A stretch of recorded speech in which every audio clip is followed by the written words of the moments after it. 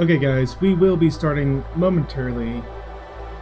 I'm still just working on getting everything set up, and hopefully John is able to hear me now in StreamYard. Things are just acting all sorts of fun and crazy today.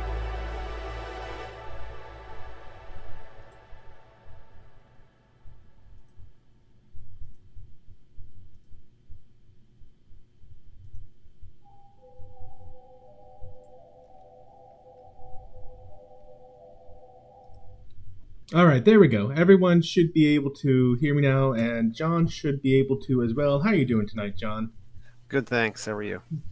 I'm doing fine. I'd be doing even more fine if Windows hadn't decided that right now was the absolute perfect time to just do all the updates. You don't get any options about it. We're doing it. So that was fun. I know everyone wanted to wait around while I worked on that.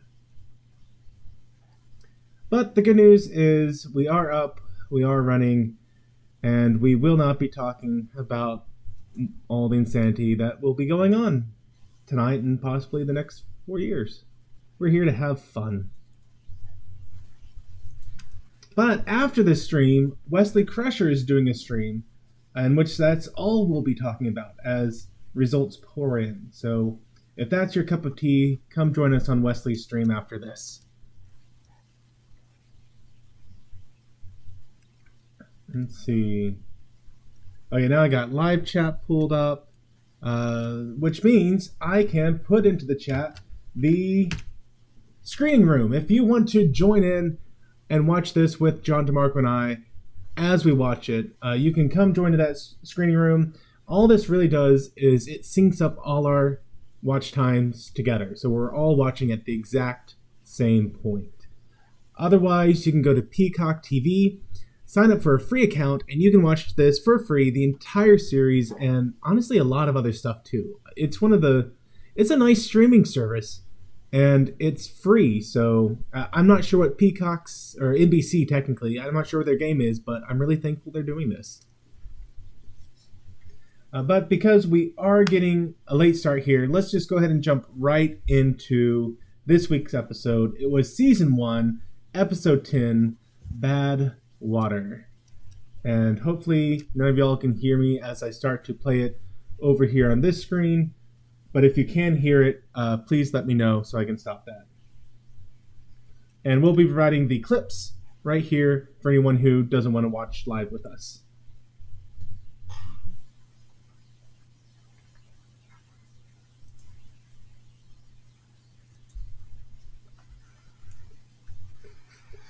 So we open with some kids apparently trapped on a small submarine. And this girl on the left, like, she bad cries, or like ugly cries, the entire episode. Like, I know there's only so much you can do with kid actors, but it was rough.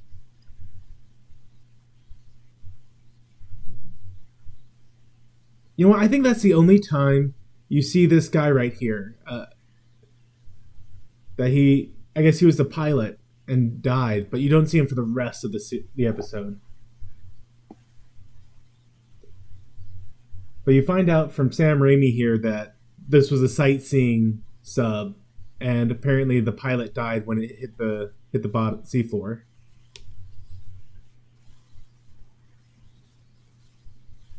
But they're having a hard time getting a lock on where the sub went down. They're getting lots of acoustical echo paths. It seems that a storm is brewing. So everything they're doing is just becoming harder and harder, and tracking is becoming even less reliable.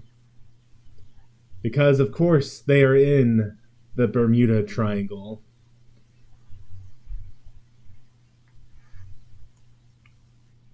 So now we've got Ford, Westphalen, Krieg, and what's that guy? What guy's name? Starts with an L, I think. Lewis? Yeah, Lewis. That must be it.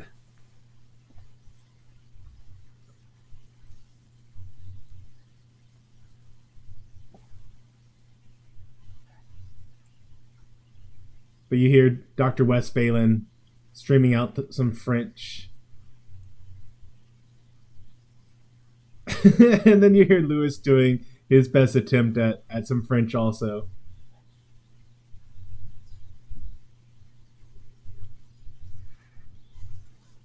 Now, one of the things I did enjoy about this episode is there were so many moments as I was watching it where I had to stop and go, is that really how this works? And most of the time, the answer is yes. Like, they're going to be doing a lot of what looks like just technobabble, but it turns out it holds up a lot of water. Like, it's actually pretty legit. And one of the things that's happening right now is that all of a sudden the sub is getting heavy. Right? It's acting like it's getting heavy.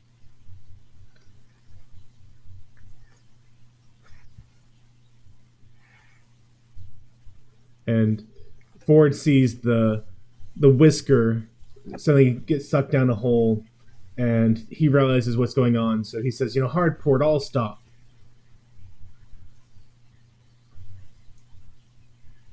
Now they have to start dropping all their weight that they can to keep them being sucked down as well. So they're blowing ballasts and dropping battery packs and just everything. Get rid of it all. But no matter what they're doing, they still have negative buoyancy and they're going down.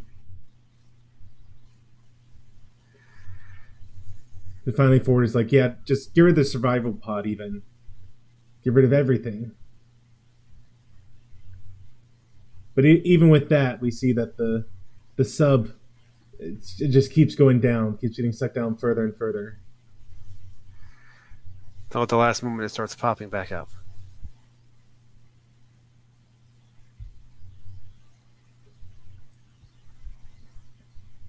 So Ford tells Hitchcock, or not Hitchcock, Craig?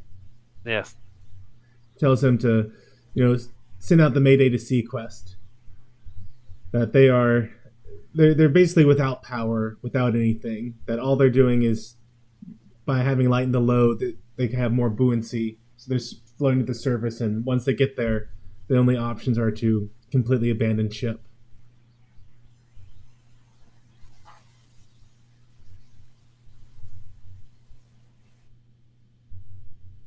And then we get our lovely intro.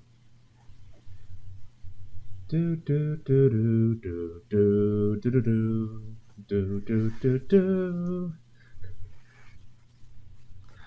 I'd be curious to see how it would sound if we could get Bird to hum this.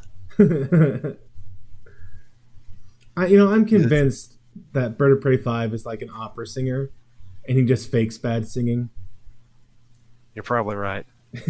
Like, you have to be a really good singer to fake being a bad singer as well as he does.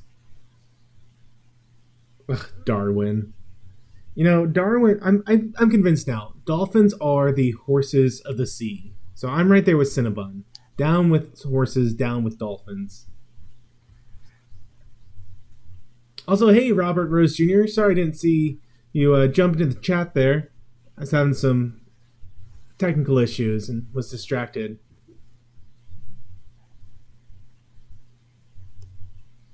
Now, I didn't see, but I don't think they have any guest stars this week. Not that I know of, no. I think the only people...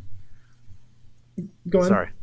The only people other than the crew are the people on the stranded sub, and they don't have much of a role, really. Yeah. I was going to say they do have that one guy with the little goatee.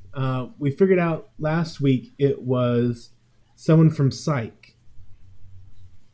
The TV show Psych. That was Lassiter, I think it was.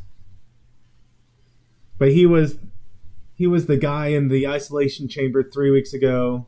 Last week he was the psychic paranormal guy, and this week he's just whatever information they need from a plot point this week.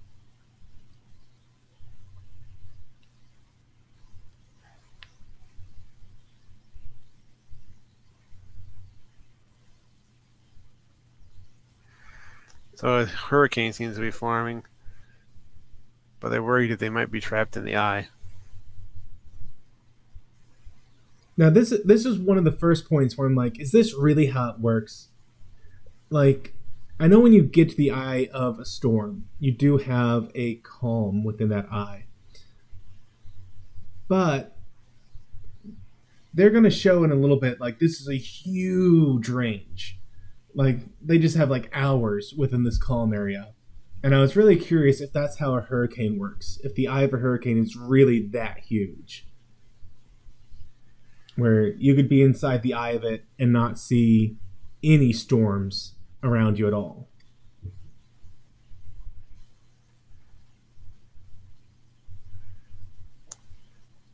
But as a result of this, they're kind of left with a Sophie's choice situation. Do they go after Ford, trying to track down where he is, or they continue looking for the down sub?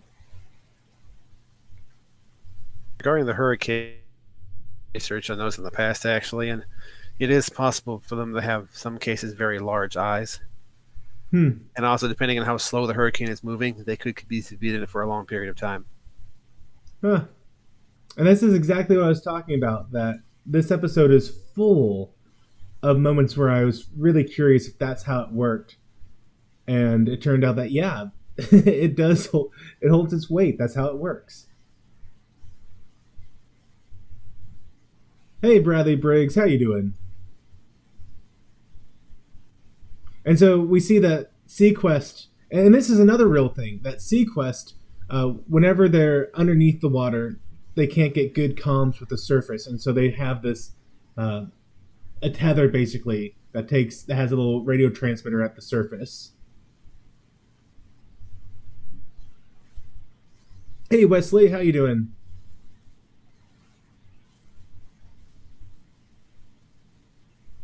And so Ford is saying, okay, we need to take stock of our stocks and figure out how to ration this to last us for 7 days.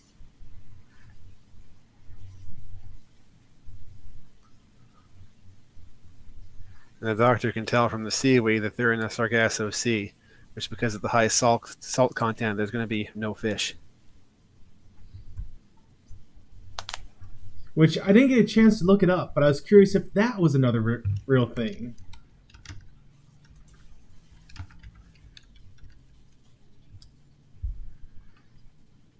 Let's see.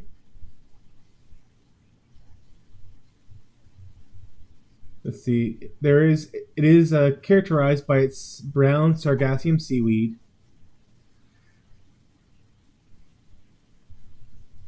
And not much fish, yeah. So this appears to be another true factoid that they're dropping into the episode.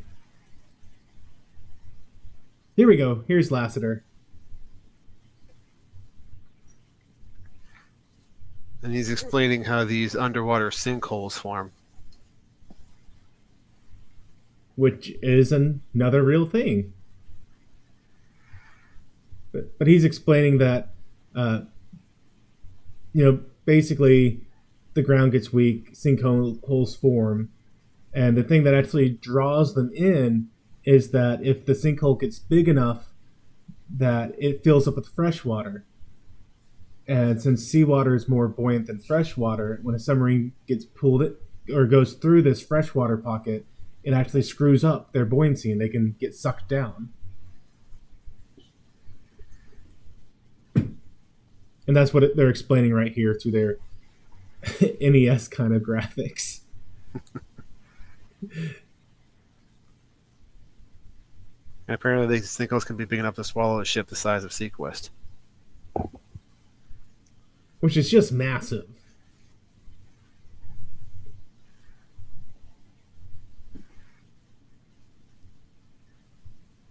I really wonder if for a time they were planning on making the actor who plays this kind of information of the week character a permanent, or if they just had a contract with him, or if he knew someone on the production team, or what.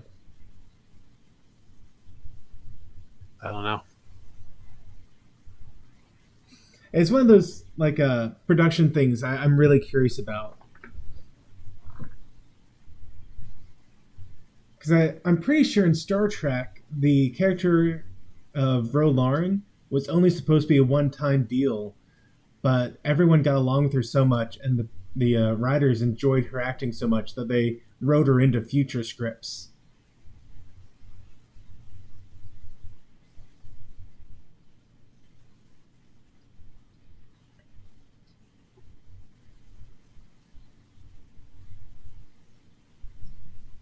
And so Ford is realizing that, oh, you know what? There was a tropical depression or a tropical storm, and it's probably been upgraded to a hurricane by now. And so they're on borrowed time. If they don't get rescued, they're going to enter into the hurricane again.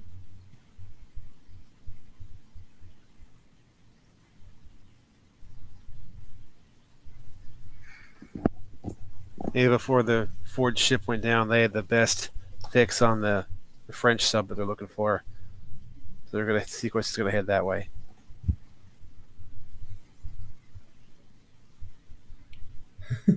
So Sam Raimi, I just realized, is very much Hoshi in this series. His job is just to be, I know whatever language is being spoken at that moment, and then translate.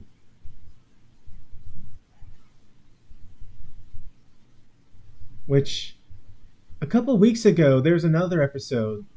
It was literally 3 weeks ago. The episode where Ford was in quarantine. It was a French sub again or a French space station that had gone down, and a French sub came up and was demanding that they back off. It makes me wonder if Sam Raimi speaks French, and so they just, like, anytime they needed something for him to speak in a different language, they're like, okay, you're going to be dealing with a French person.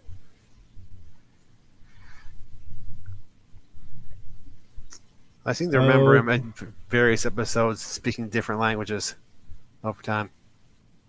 And poor Lewis, he just biffs it. They give him the radio to try and increase the signal with the fishing pole wire, because it had like a metal core, and he got spooked by a lightning strike, so he knocked the radio into the sea, and he jumps in after it and gets it, but apparently it was too heavy for him, and so he got pulled under again. So Ford had to rescue him, but all he gets is the microphone. Freaking Lewis.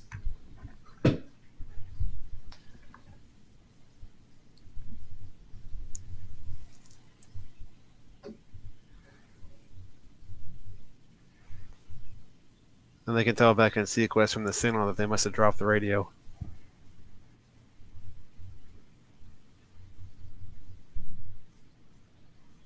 So Lewis really causes a lot of the issues for this episode because he got spooked by thunder.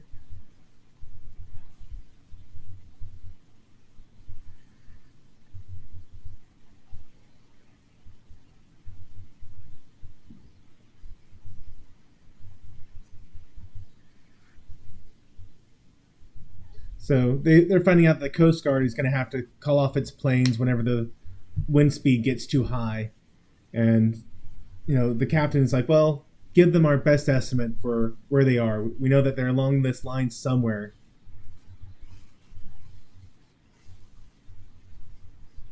But at the end of the day, Bridger says, focus on the children. We've got to find them. Because yeah, they lost our radio, but they're in a raft. They're going to float. Now the wind's starting to pick up.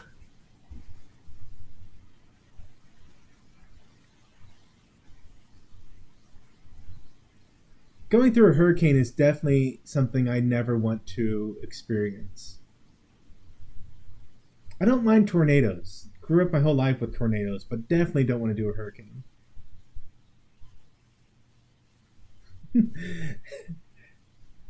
So Craig sees that the aluminum foil that the food was wrapped in, the radar would bounce off of it. So he steals the wrapper from Lewis, throws the food away, and they start opening up everything so they can make a big enough flag that hopefully a plane going over, the radar would bounce off of it and they'd be seen.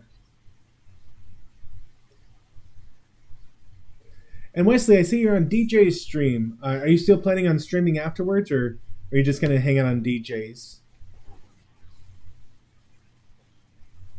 Oh, Darwin. Stinking Darwin.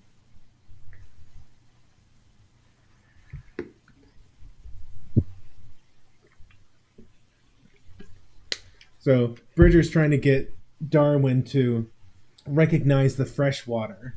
And Darwin's like, well, water's water. So he pours a little fresh water on him, and Darwin spits it back and says that's bad water, which is where we get the episode name from.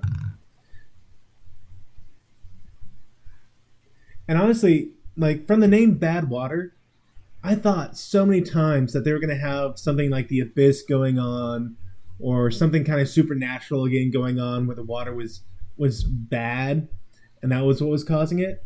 But this episode is extremely grounded in like actual science.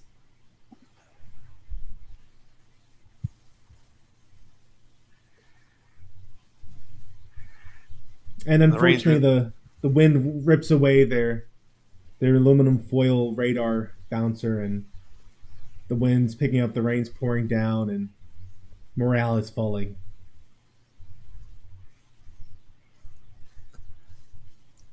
We do get to see a dead guy again briefly on the French sub here. Oh, that's true.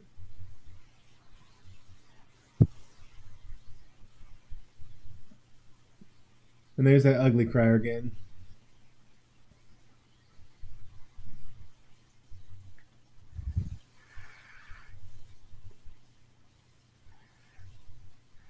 They're almost out of their emergency oxygen supply.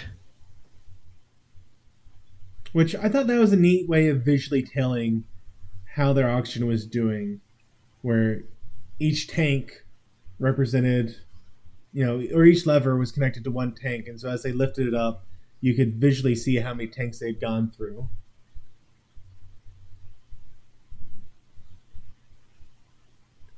So Sam Raimi's super happy. He's talking about trying to do the math by longhand, and he can't do it, and all he can do is think about those French kids suffocating.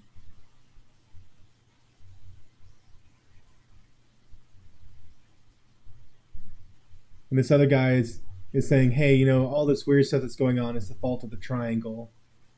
And Sam Raimi's like, you don't believe in that superstition. But the other guy very much does. What about you, John? Are you a Bermuda Triangle fan? Not particularly, no. Me neither. I think that so much of life has mundane answers to it.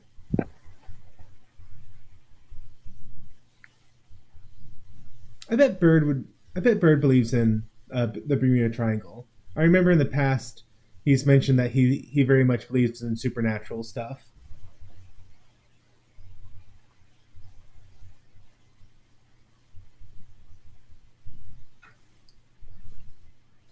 So even though Lewis messed up by dropping the radio, they've given him the binoculars, and he's convinced he sees lights off in the distance. And Krieg is trying to give a morale speech, like, look, this is just one of the things in life. You take the whipping and you come out stronger. But Lewis is having none of it. And Krieg's like, well, this is just who I am. I'm a glass half full kind of guy. And Lewis quips back, yeah, but what is the glass half full of?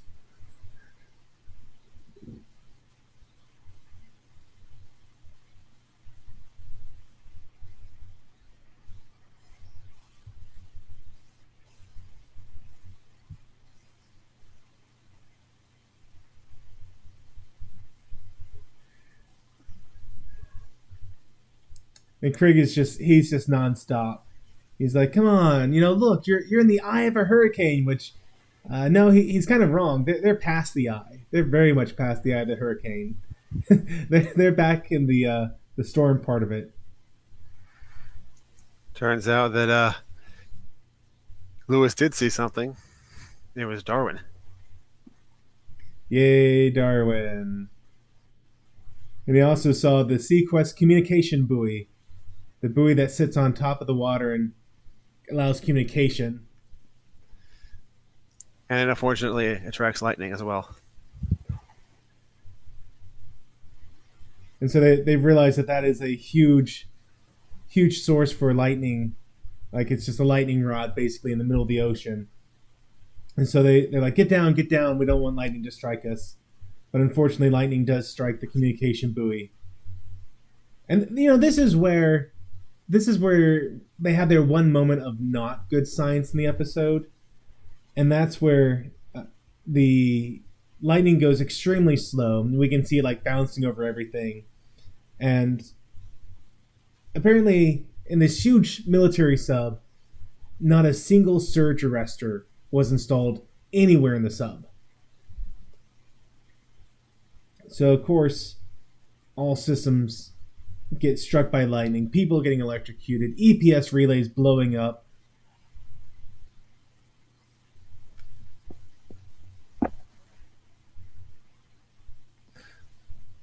But At least I don't think anybody had a console explode in their face. I think Sam did right there. His console exploded. Oh. At least like there were sparks and he got thrown away from it.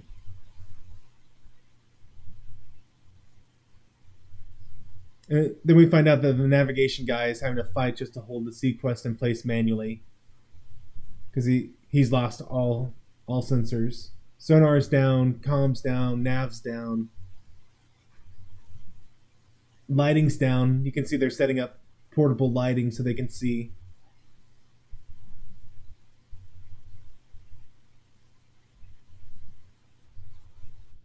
And the buoy was completely destroyed, so they're dark.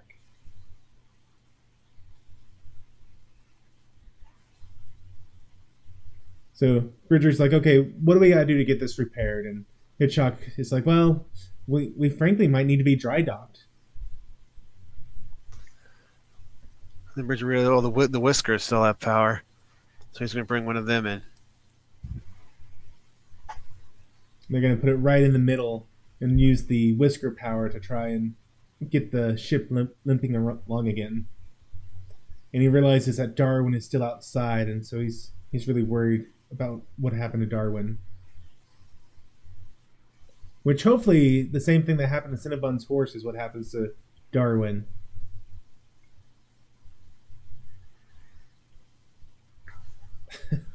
So in a fine maritime fashion, Crocker starts a song and lift everybody's spirits.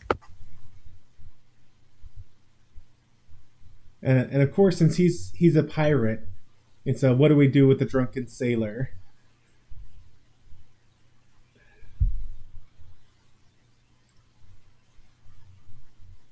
Of course, everyone starts singing along with him.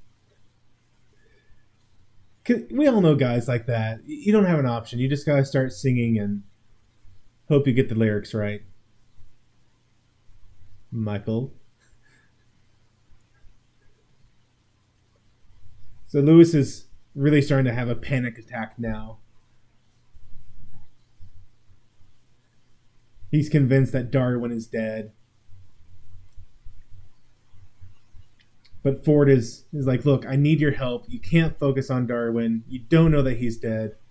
I need you to take this camera and make it so that the advancer will spin forever without stopping.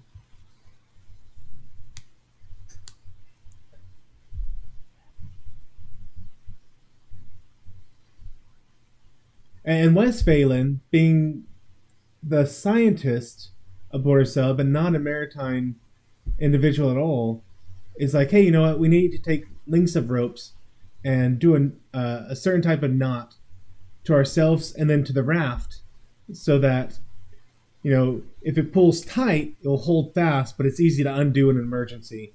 But somehow, Ford and Krieg have no idea how to actually do this knot, or any knots.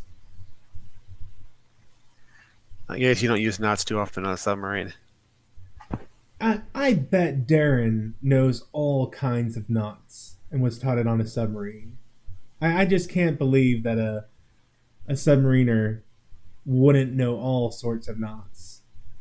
Because they're still Navy. I feel like Navy would, just for the sake of tradition, teach you all kinds of knots.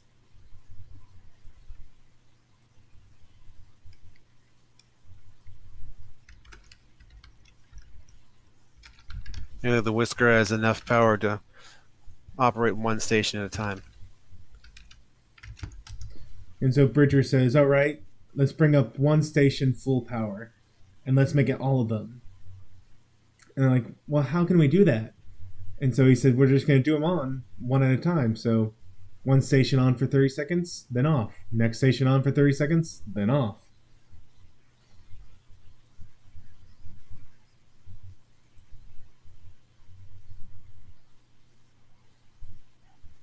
But we find out that Darwin's okay. Yay. Yay.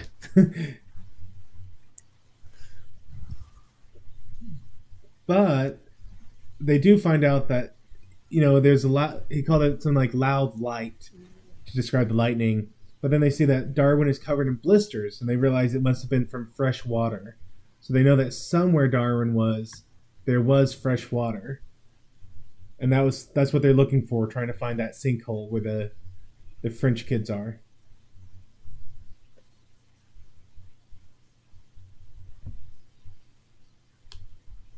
So now it's Wes Phelan's turn to come and give Lucas the pep talk, saying, "Well, Ford and Craig aren't afraid. They're not disturbed by this." And she's like, "No, they're plenty disturbed." And Lewis gets grabby with the ladies. He panics and he gives her a big hug, and it sounds like a kiss, to be honest. Maybe that was her kissing him to calm him down, but she says, you've got this. As we find out later, he doesn't have much of a relationship with his parents. So he spends a lot of time looking for basically surrogate parent figures. For the longest time, I thought she was his mom. Nah.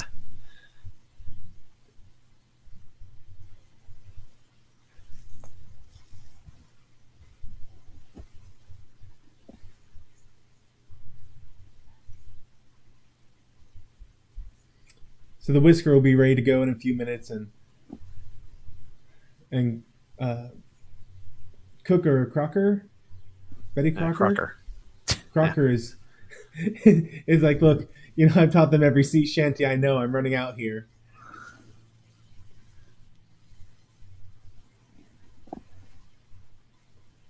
And Bridger's feeling guilty about sending Lewis out on the sub. He's only 16. He shouldn't have been on the launch at all. And Crocker's, kind of reprimanding the way that a good friend can do to a superior.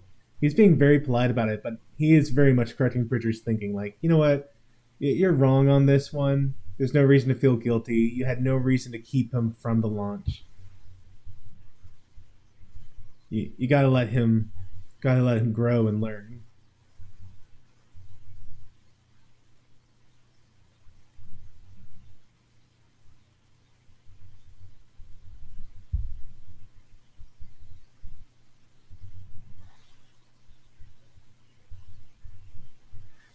This guy just keep your chin up.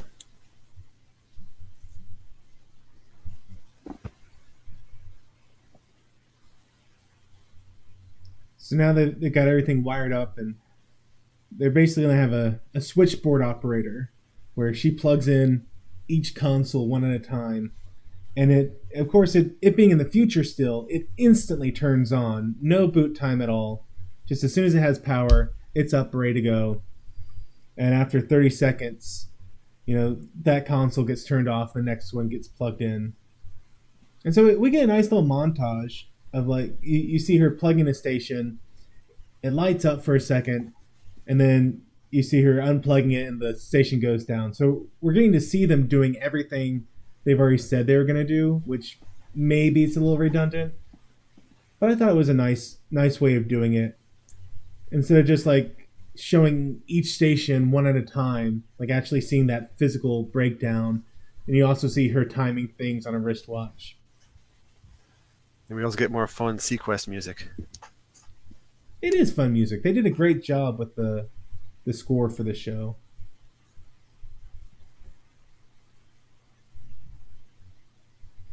And so sonar turn is up, but he says, "Wait just a second," and he finds that there's a sinkhole profile ahead. So they give him some extra time, and they switch over to the topographical view, and they see that it's not just a single sinkhole, but an entire field of sinkholes that they need to go through. And he's only analyzed the first 2 sinkholes, but not seeing any fresh water yet.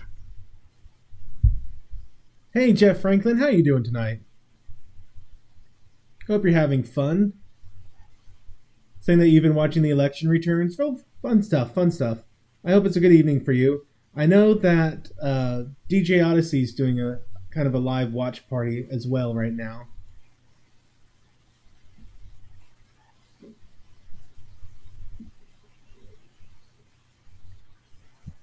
Now they're having to bail water out of the raft. The rain's gotten so bad.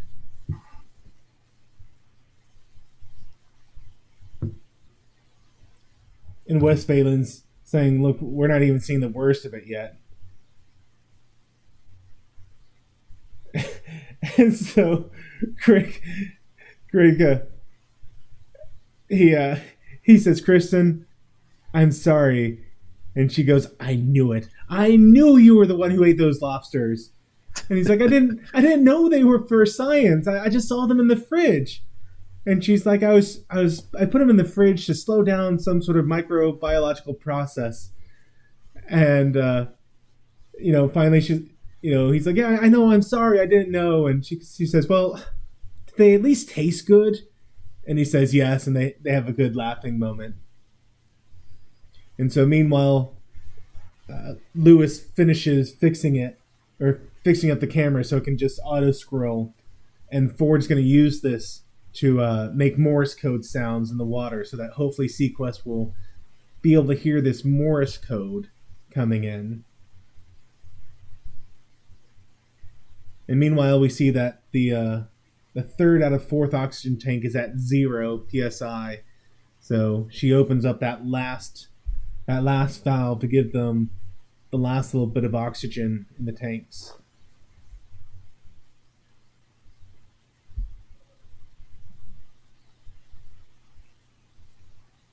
And they're finding out that not only have they not found any of the French signals any signals from the French sub, but when it comes to the top side, the planes had to return because they were running low on fuel.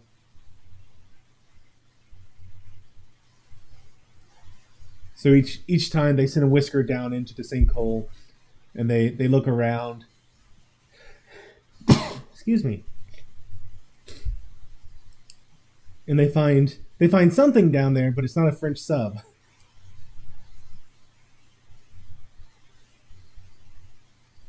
They find that there's a locomotive down there, but it's not the French sub. So they just make a note of it, and that they'll come back to pick it up at some point.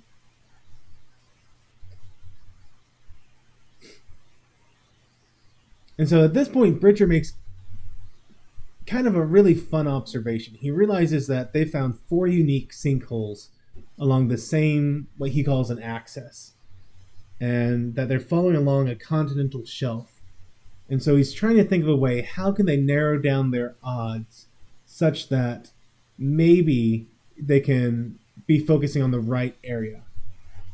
And so he has them turn to port, and he watches a level, and as the level starts to kind of teeter, which means in theory that they're kind of lining themselves up with the fresh water because it has less buoyancy, that's the heading they have, or that's the heading they want to maybe follow along this continental ridge and find the freshwater veins along this same path.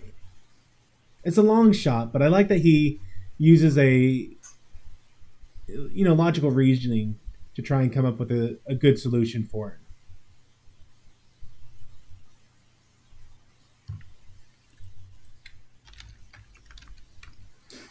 And Darwin's telling him where he found the bad water.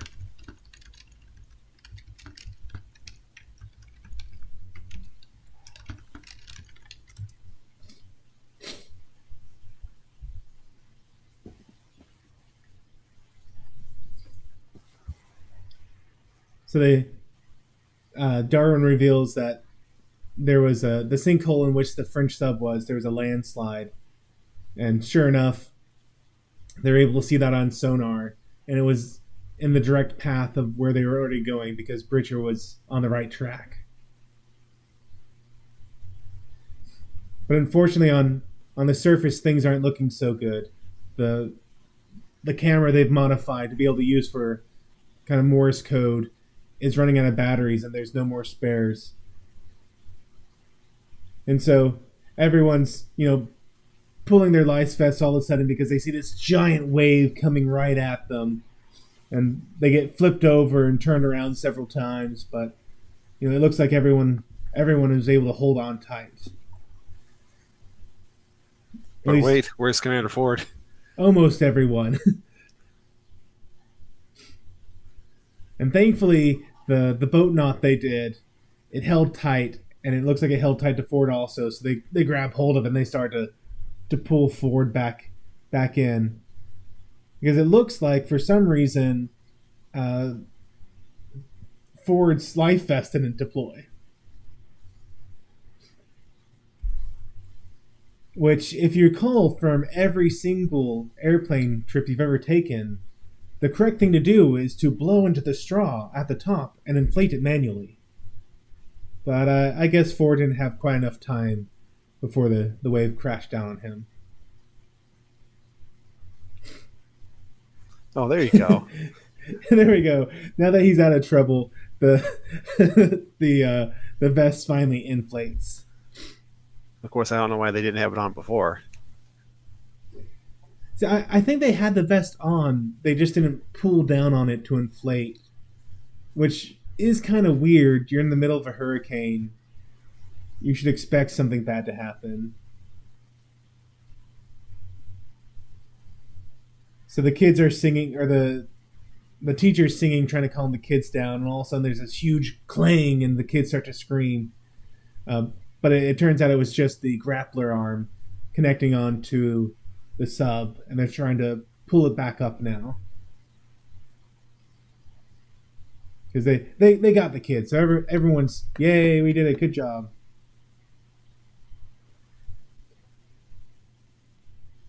But unfortunately, things aren't quite as good as we hope they are. Lassiter calls for an immediate acoustic sounding.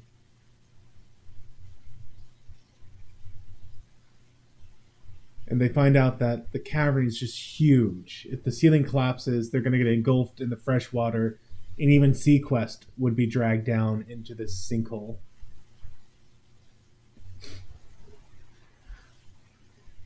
Already it's starting to collapse. Yeah. So now not only does SeaQuest have to worry about getting pulled down into it, they have to worry about the debris from the collapsing ceiling landing on these kids down below.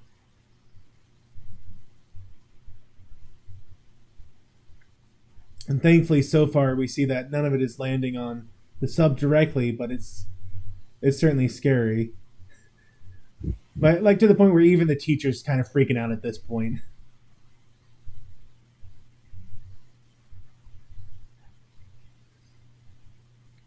And unfortunately, they have no buoyancy. They're stuck. And the ceiling's collapsing, and he said, well, should we cut them loose? And Bridger says, no, wait. He has an idea. What we want to do is actually increase our weight.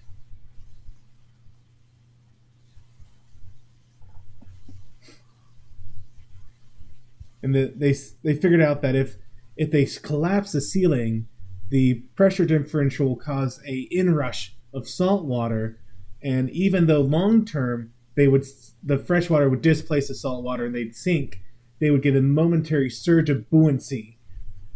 And maybe, just maybe, they can use that momentary surge to get out of the sinkhole. So they fill up their ballast with water, I think is what they decided. And the extra water and the extra weight causes the ceiling to collapse. And then Bridgers says, okay, empty the ballasts. So everyone holds onto their breath tightly as they try and see what happens.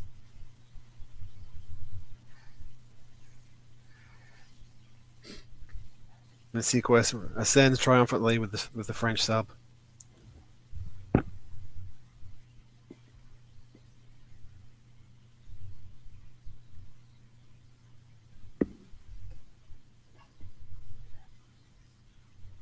And so they get the French sub clear of the sinkhole, and Bridger orders all ahead full.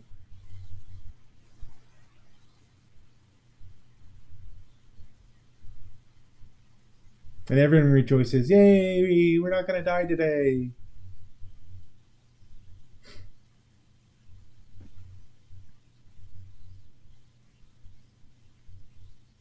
But then Sam Raimi says, everyone, you need to be quiet, and no one pays attention to him. So he yells at him, be quiet! And a hush falls over SeaQuest.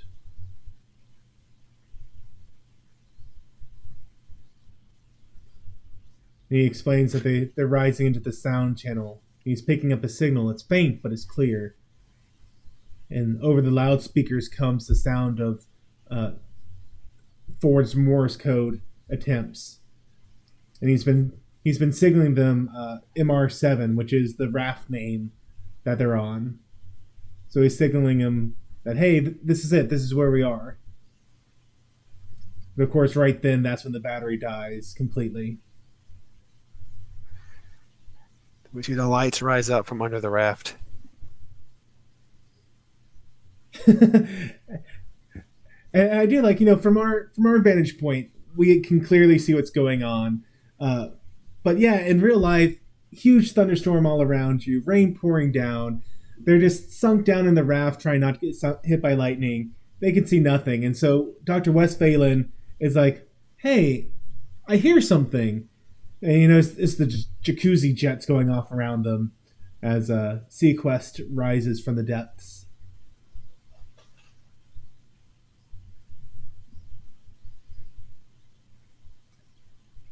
So no one dies today. We're all going to live. Just this one's froze. No one dies. Everyone lives. Even Darwin. Even Darwin. Yay, Darwin. Time for our science dump. And he explains that sinkholes are actually truly common off the coasts of Florida. And apparently one of their subs came across one, and when they came across it, they sunk several hundred feet into the water as they went over this freshwater area. And he signs off. See you on the next exciting adventure of SeaQuest DSV. And that's it. That is our SeaQuest episode for the week. So, John, how did you like today's episode? I'd say I enjoyed it very much. Me too. I like that like you said, they use like real science, not a bunch of mumbo jumbo that they made up. It was exciting, and there was tension, but they saved the day. I think it was kind of a relief after last week's episode, which was fun, but just the idea of everything supernatural, ghosts exists, to go from that into an episode that wasn't just technobabble, because they could have easily done technobabble. They could have easily done something like, oh, the Bermuda Triangle is messing with things, and so we can't get a good reading on it because spooky things happen in the Bermuda Triangle. Or they could have done like, oh, we went over this magnetic ley line, and it's, magnetized the hull of the sub, so we're being stuck to the bottom of the ocean floor. But instead, they said, hey, you know what? Here's real science. This stuff actually happens. Let's maybe push that to its limits of reality, but still have that grounded in science. I really enjoyed the difference. In terms of ranking it, I kind of put it as a middle episode. Mainly because Darwin was in it, so that lowered it for me. No, I mean, it was a good episode. I already mentioned my nitpick things when they happened, like the mariners not knowing how to tie a knot. Okay, I'm gonna nitpick that, but that's one of the things where it's like it's a nitpick. It's not gonna ruin my enjoyment of the episode. Honestly, me finding nitpicks kind of increases my enjoyment of the episode, because I go, oh, hey, here's something fun to talk about. But at the same time, it wasn't any super serious contemplative episode. It was just a good, solid, fun episode. We got to see character relationships develop. We got to see them struggling with a decision you might face in real life on a sub. You have 2 rescue missions. Which one gets the priority? In terms of anything objectively bad, could you think of anything in this episode that was just like, ugh? I don't think there's anything that bad. One thing I mentioned before was like in the middle of a hurricane, I'm sure I would have my life vest on and inflated at the earliest opportunity. Right? That definitely was that was a moment, yeah. But I like that everyone, it was in a crisis, but they behaved professionally. Even when they got struck by lightning, for example, they didn't freak out. They figured out what they needed to do and got the ship running again. Yeah. And, I also really like that everyone behaved realistically. Lewis panicked. He got scared. Ford was very much, kind of the command structure person. Okay, this is what we're going to do. We're going to look at the long game. And Krieg was the morale officer. He was goofing off. He was like he wasn't hampering their efforts, but at the same time he was pushing back just a little bit. Like, what are you doing? Why are we planning for 7 days? You planning to be here a long time? Just trying to keep things light. Whereas Ford was much more the practical individual. So yeah, all in all, good episode. Very good. Yeah. Well, I guess with that, we are going to wrap things up. I did get a real late start to the stream today, and Wesley Crusher, if you're around, I'm curious if you're still planning on doing your stream as we talk politics, or if you're just going to hang out on DJ's Odyssey stream. But at the very least, I'm assuming that we're heading over to DJ's for a little bit, and over on DJ's stream, he's just talking about the election, what's going on right now, his thoughts on it. And if you haven't been watching it, I'm looking for a link to DJ's Odyssey stream right now, if I can get it pulled up here without having the sound piping through, which I'll do my best. Here we go. So this is a link to the stream right now. DJ's been doing a lot of fun rant videos as he's been clearing out fields on his big tractor. So he's been harvesting soy, he's been harvesting corn, he's been harvesting skunks a couple times apparently. He almost got a coyote the other day, it seems like.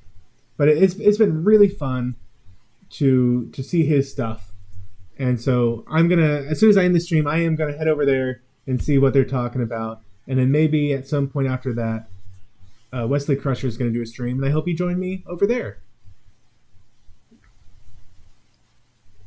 So, John, any final thoughts? Just basically, it was a fun episode, and I look forward to the next one.